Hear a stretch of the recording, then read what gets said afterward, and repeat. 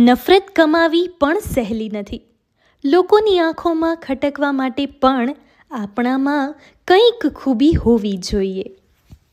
ઈશ્વરના લેખ ક્યારેય ખોટા નથી હોતા સાહેબ. દૂર એને જ કરે છે જે આપણા લાયક નથી હોતા. ભૂલ કરવા માટે કોઈ પણ સમય સારો નથી, પરંતુ થઈ ગયેલી ભૂલને સુધારવી હોય તો કોઈ પણ સમય ખરાબ નથી. સિમેન્ટ પણ એક વસ્તુ શીખવાડે છે. જોડવા માટે નરમ રહેવું જરૂરી છે અને જોડાયેલા રહેવા માટે થોડું કડક બનવું જરૂરી છે. જો તમારે જીવનમાં આગળ જ વધવું હોય તો લોકોના ટોન્ટમાંથી જ પ્રેરણા લો, ડિપ્રેશન નહીં.